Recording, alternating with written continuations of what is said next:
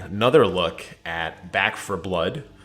I did a video on this some time ago, but we are back with yet another iteration of a closed technical alpha, and I thought I would take you guys on a little tour of some of the changes from the last iteration of this game and show you guys why I think it's going to be amazing.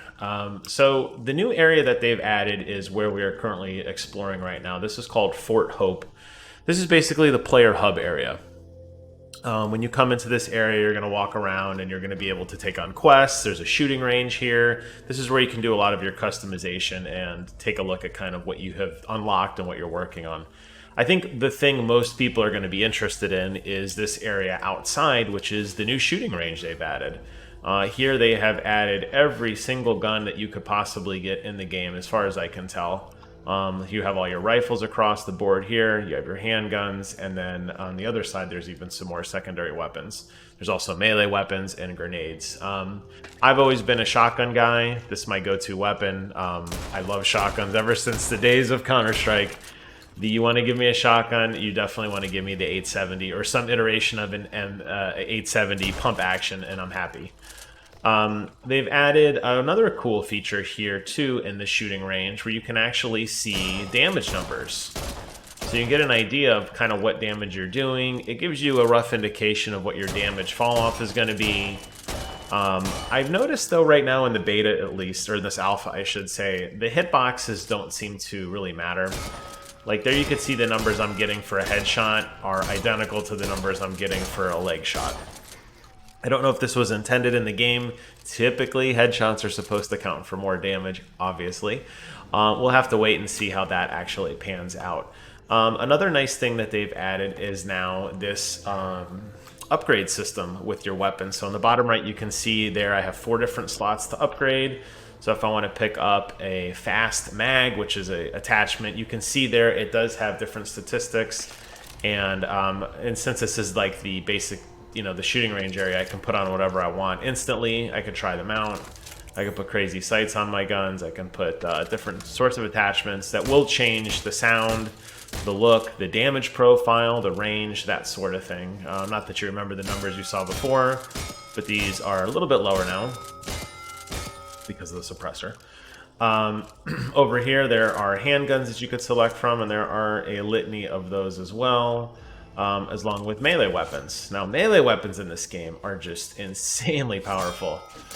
If you get up close with a melee weapon, you're going to do some serious damage. And actually, we were playing last night with the group, 4 of us, and we were basically all just using melee because it was a little broken. We'll see how that kind of works out.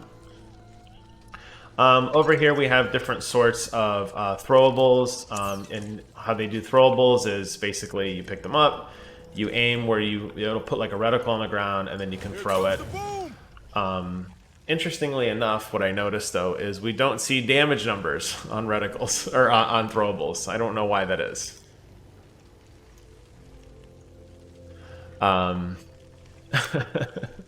Just reading my comments from Emmy. Hi, Emmy. So yeah, you have throwables now, the different types. You have grenades, you have Molotovs, and then you have some more melee weapons here. So this is a shooting range. This is the one I'd say probably the biggest new feature that they've added.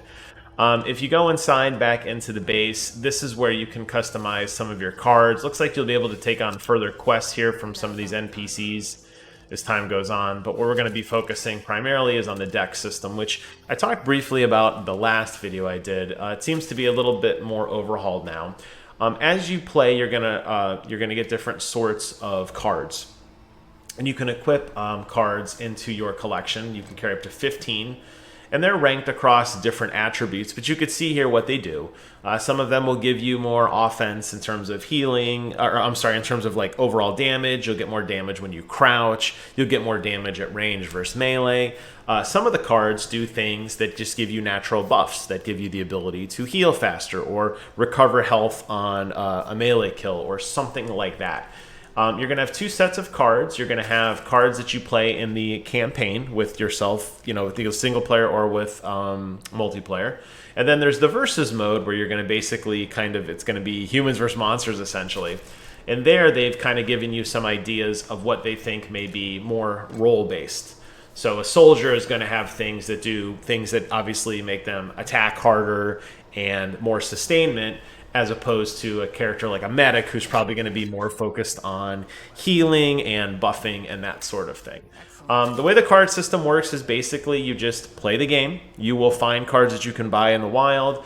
There's also this thing called the supply line, which appears to be kind of like a Battle Pass Lite, essentially, that as you play, you're going to earn credits and you can work through and permanently unlock additional cards that will go in your inventory. So lots of ways to upgrade and customize your character, and I'm really digging it. I think they've done a really, really good job with this. This hub area is the big new kind of thrust of the game, but obviously what I'll do just for a little bit here is I'll start just a little bit of the gameplay so you could see.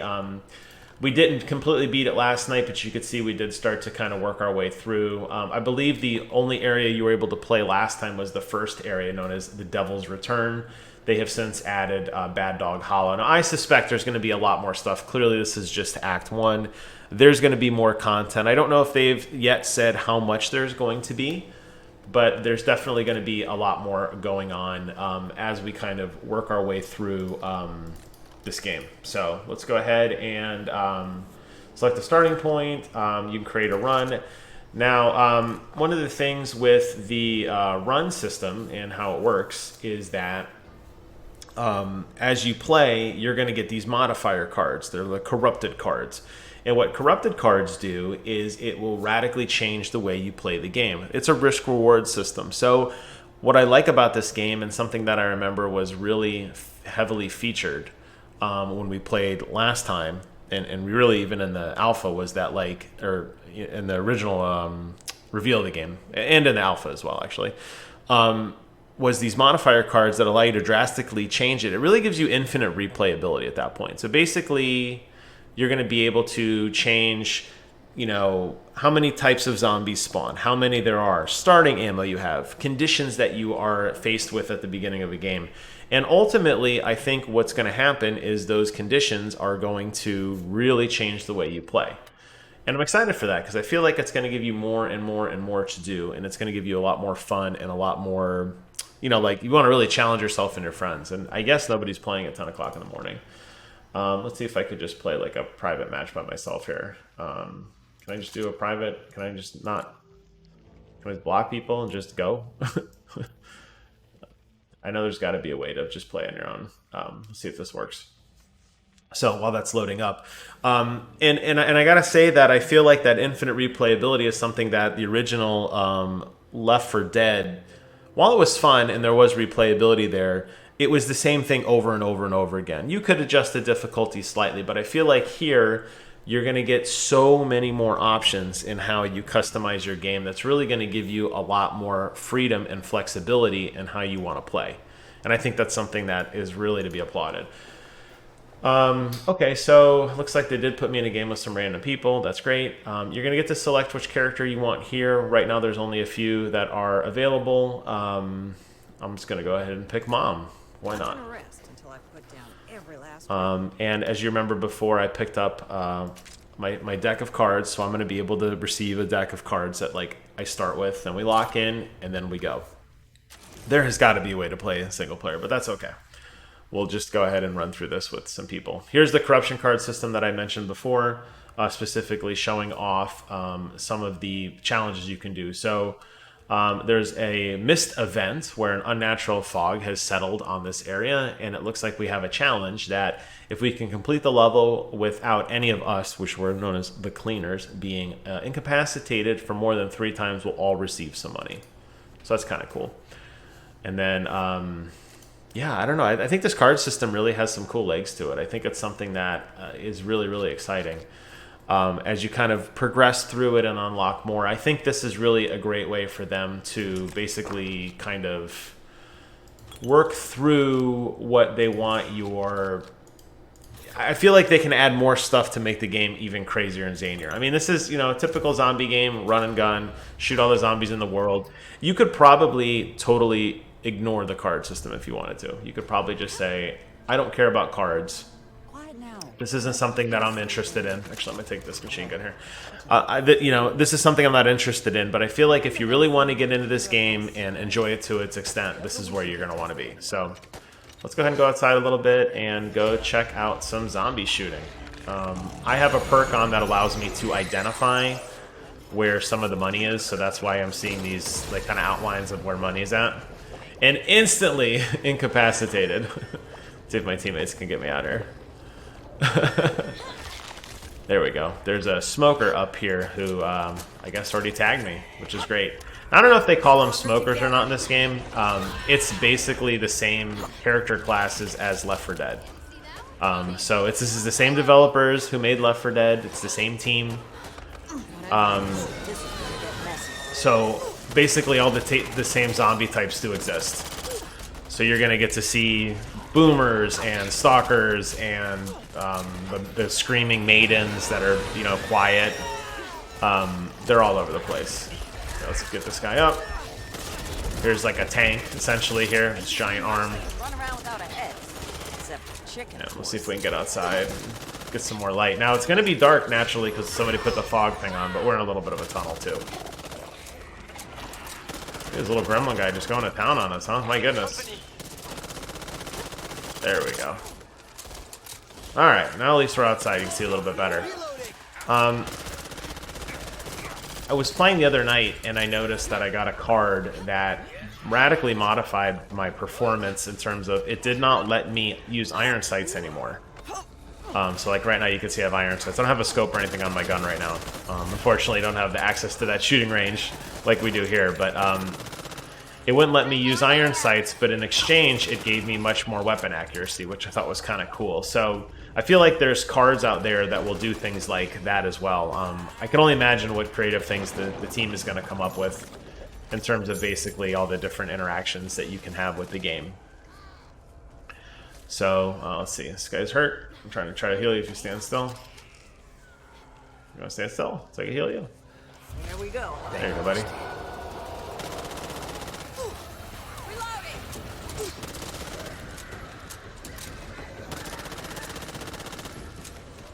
Just like in the original game as well, I should mention, each area is very different.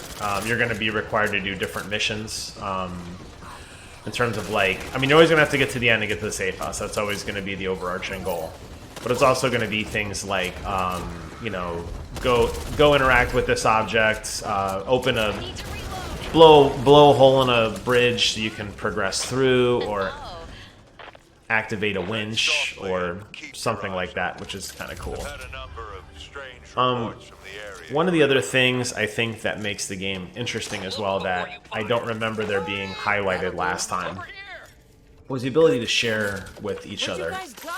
So you see I picked up a gun there. I ran off, they don't care. But you can see here that I have different types of ammunition. I have pistol ammo, I have rifle ammo, I have sniper ammo, and I have shotgun ammo. If, let's say, one of my friends like Kevin was next to me and he's like, hey, I'm low on shotgun ammo, you can actually drop it for other players to pick up, which is really, really cool. It's a smart system that allows you to kind of almost spec out how you want to play. Is there a non-creepy trail? And I mean, these characters are talking so much, Jesus.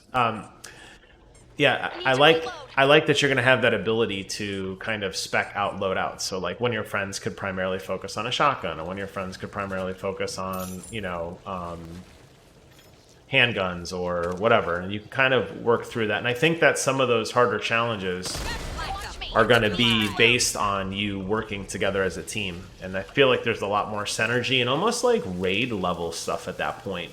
Yeah, you could just pick up a machine gun and run and gun and just go ham like a lot of my teammates have done.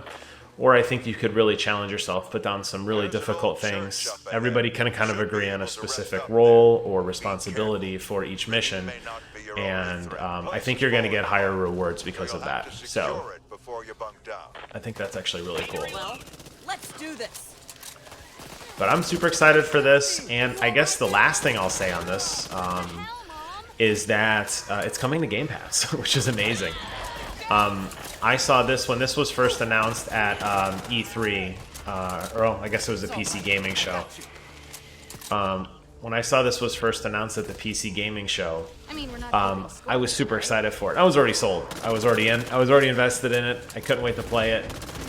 I just thought it was a neat idea. I really love Left 4 Dead. I really love Left 4 Dead 2. They're some of the most iconic games. I still play them actively.